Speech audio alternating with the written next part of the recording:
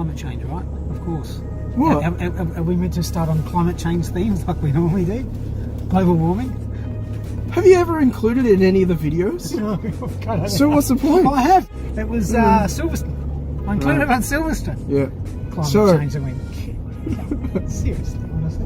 Well, people, it is blinking cold, but we're used to 30-degree weathers, so 12 degrees is freezing to us. Oh, it's freezing. It is.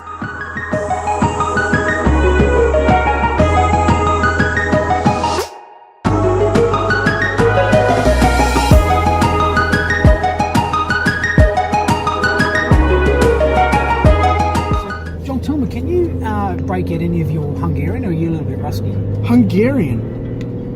No, I have no idea what Hungarian Eastern is. Baltic sort of language. You got any there for us? Anything for the fans today? No, hang on. Here we go. Wait for it. Blank. Nine! No, that's German. Poor attempt at Hungarian. Oh my god. Honestly. Hang on. We'll need Niet! That's Russian. Oh, yeah, you're deviating further and further away. Quick while you're ahead. There's no Hungarian in this. But I do want to go to Budapest. Anyway, the Daddies today give you the top 5 happenings of 2018 Formula 1 Grand Prix, Budapest, Hungary. Hungaroring. Prior to Budapest even happening, quite a few interesting things going on in the paddock, which we kind of like to bring to everybody's attention, just to call to you from that historical reference point of view, what's going on. Yeah. First of all, Big Marchioni. week. Yeah. Wow. What a sad day. For anybody who's not really familiar with how important the boss, president of the Ferrari team really is, you really need to bring attention to his achievements. And probably head and shoulders above anything else that he's ever done. And don't quote me on these figures, because I'm not entirely sure that how accurate they are, but I am aware of the fact that he was the boss of Fiat at a point in time where Fiat was going on, massively going on. He brokered the merger between Fiat and Chrysler at a time where Chrysler was about to just shut its doors. But apparently it's something like $1 billion deficit to basically cash positive inside of 12 months, which apparently did something like that. We'll check your sources, Joel. We will. But regardless of the actual numbers, he's most famous, probably most recently, for the fact that he's the president of the Formula 1 Grand Prix Ferrari team. So, very, very sad scenario. Apparently he had surgery on his shoulder, something to do with some invasive cancer. And during that, he had some kind of an embolism or something went wrong inside of his head. And he went into a coma and just did not recover. 66 years old. Our condolences to everybody at the Ferrari team and the family. Second thing we need to call out is Force India. Ooh. Wow. A creditor had decided that... Not Prix himself. Not Prix himself.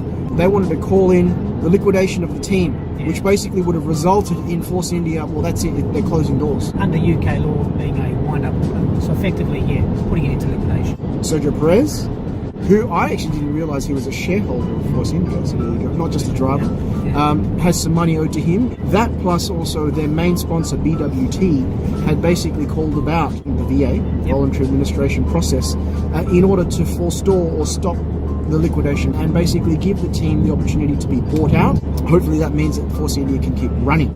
We don't know the full story, but we certainly rationalise with Perez's thoughts, don't we? Oh, absolutely. On maintaining jobs for the 406 employees until such time as a purchaser can be found. There's quite a few people who are looking to buy Force India.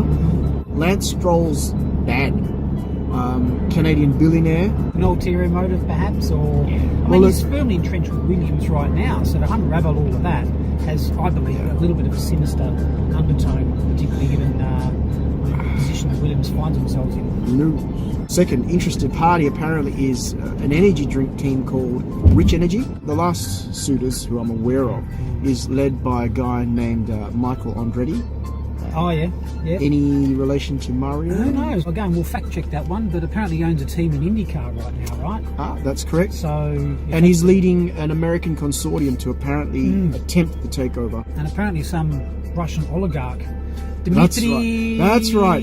You mentioned whatever. that to me this morning, and I completely skipped my mind. But Well, there you go. Some races, what? GP3. GP3. He's the test driver for Force India. Again, who knows? There's some connection there. Some connection, Joel. Money dogs. It does. It certainly does. And whiskey. And really it is. What happened a couple of days ago, Joel? Again, we're late to the party, so this kind of makes us relevant. Oh, biggest shock. Hometown hero? Daniel Ricciardo. Yeah, look. Moved to Renault. Believe me, I was shocked for about 30 seconds, and then it clicked in my head, and I went, I got it. Yeah. Oh, look, it's still a shock regardless, especially since you're talking about a person who's come up through the ranks of the Toro Rosso program, the Red Bull program, basically being Red Bull's entire F1 career. He's done well for them. Oh, look, I didn't see it coming just because there was so much talk about him re-signing for Red Bull. We knew there was no seat for him in Mercedes. I don't believe there was ever going to be a chance of him moving to Ferrari. In my opinion, I think he's actually made a good choice. Renault Works team is a good choice for Daniel. And to partner up with Magnussen, it's not a bad deal, especially if you've got somebody who actually has your back.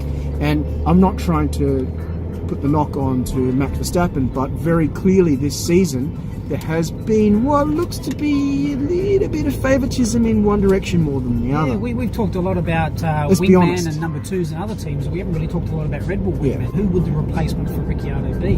Because there's a lot of talk about Gasly being a worthy contender.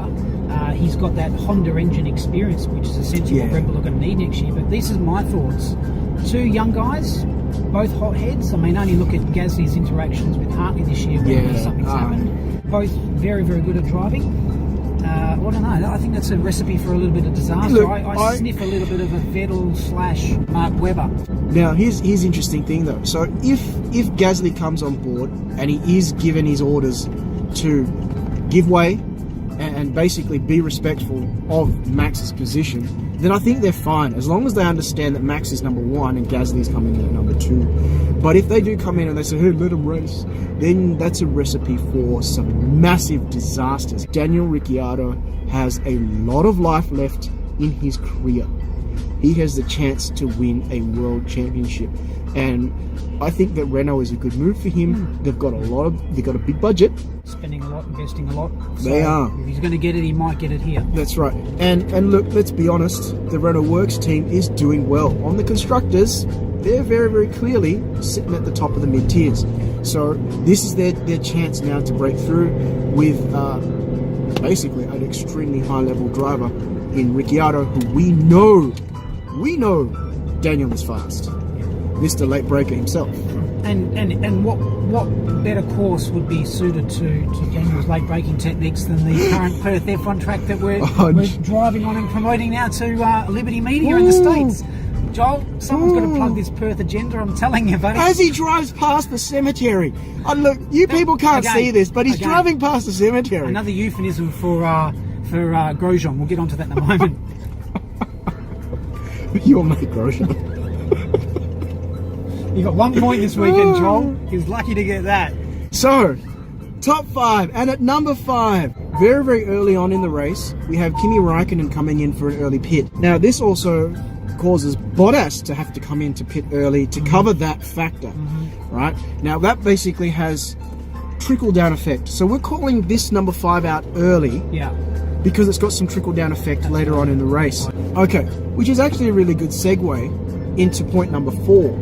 And that is the fact that due to circumstances that unfolded during the race, Sebastian Vettel comes out behind Valtteri Bottas after his pit stop. And Bottas basically effectively holds off Vettel for virtually the whole race. On softs, when he was on ultras and Bottas was on softs. And his were older than Vettel's, and Vettel should have had the delta to be able to pass, but he couldn't yet. Well, given the course structure, there wasn't really a lot of places for Sebastian Vettel to take advantage of the Ferrari power plant to actually overtake in the first place. So all he could really do was push and push and push. But as we all know, and we've been calling out for a while now, Bottas is a really, really good defensive driver, and he held Vettel off for a really long time. But what that actually meant as well is the fact that because Vettel was pushing Bottas, and trying to overtake from that position, he could never force the pressure onto Lewis. So Lewis basically had the track to himself. He was in clear air for All the race. pretty much the whole race. Yep. Now we segue into part number 3. Now, because of the degrading tyres that Bottas has, when Vettel finally was in a position to overtake, he basically closed distance. Yep. As he's passing Bottas, he actually felt he had enough room. But what he wasn't counting on was the fact that Bottas's tyres didn't have enough grip to stop him running into the back of Vettel. Now, luckily, Vettel basically just kept going. Wasn't really too much damage for him. There was no damage to him, in fact. Bottas, unfortunately, had some severe damage to his front wing. We thought that he was going to have to come in to replace his wing. Didn't end up doing so. However, these continually degrading tyres now led to him side impact right into Ricciardo a couple of laps later as Ricciardo was overtaking on the outside. Bottas had nowhere to go. There was a fair bit of damage to his aero on the right side of his car, but not enough to basically lose any position, which is why he basically ended up coming into P4 and Bottas into P5. Which leads us into point number 2. This is all kind of connected together this week because I think Budapest was actually a very interesting race from this perspective, right? Now, this is huge. It was the massive stuff up in the pits for Ferrari, for both Raikkonen and for Vettel. So first off, you have Kimi Raikkonen coming in for his pit earlier on, his second pit stop, where instead of having his normal 2.5 second pit stop, they held him in the pits for over 4.7 seconds, somewhere around that.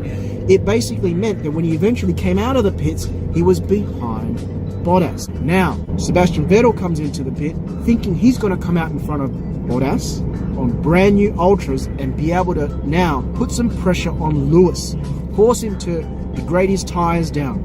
Doesn't happen. Why? Same thing again. He didn't come out of the pits until 4.7 seconds longer as well. He comes out after Bottas, which now basically means that Bottas is in a defensive position to hold him off. Mentionables. Can you echo that? I'll try. So, first mentionable is Ricciardo and Red Bull just really performing very poorly. it was tyre related, but it was also timing related because he was one of the last people to get his lap in. Correct. By the time that it came to change his tyres, it was just too late.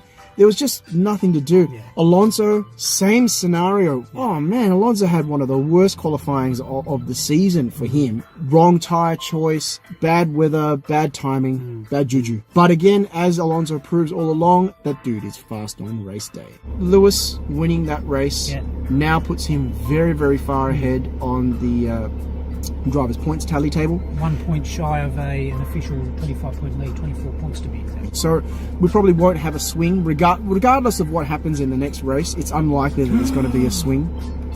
Joel's calling it. What happens if you DNS in Spa?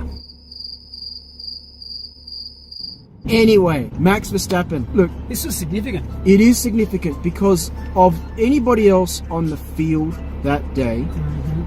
Max was in the best possible position to disrupt the front runners. So for him to DNF in, was it the 5th lap? Lap 5. It was lap 5. It was just an engine failure this time. So then you basically have a scenario where, as he's basically coming to a full stop, Max gets extremely verbal on the team radio and something, not again. Look, it is inappropriate though, Joel, for a key thing that keeps your car moving forward, being the engine, to fail on you like that. Marcus Ericsson ran into the back, ran out of room, unfortunately. It was again one of those scenarios where do you got to go? And basically his side of his car touched the side of Ricciardo's car, and there was enough of an impact where we all thought, wow, hang on a second, is there any damage to the Red Bull car there? And is there going to be a scenario where he's going to have to DNF out again? 2 in a row for Daniel? That would have been disastrous. Luckily, both drivers came away from that. Stoffel Van Dorn. So Stoffel got a feel for this guy. They put him back in the old chassis. He was right on Alonso's backside the entire time until he DNF'd out. If Van Dorn had actually been able to finish the race there, you would have seen McLaren actually pick up double points. I believe. I believe. Back in the points, first double haul for the team since Azerbaijan. What did he DNF with? Van Dorn DNF'd with what looks to be engine problems. Yeah. Again, moving on to number 1. It actually didn't even happen on race day. But we need to call out what happened during qualifying. Yeah. That was a lot of rain to the point where it just disrupted everybody. My personal opinion was the fact that it's whether or not you got your lap in before the rain hit. Correct. Like Seb basically had a really, really good lap, and then all of a sudden it just disappeared because it couldn't get his next lap in time. It just ended up in everybody having really, really bad qualifying times. Well, this is one of those courses where apparently it wasn't meant to favour Mercedes, but the Ferraris and particularly the Red Bulls are running more rake on the car, which typically affords more downforce, which is what you want in wet conditions. The Mercedes don't carry as much of that with a longer wheel chassis appearance. Right. But because they're carrying more rake, there was some talk about how potentially the water aquifer occurring under the bottom of the chassis may be causing some stall of the downforce effect, and that's something that Mercedes isn't actually experiencing. So that's actually some food for thought I thought was quite interesting. The driver of the day. Driver of the day. Who have we got? Well, I think we've got 2 contenders here.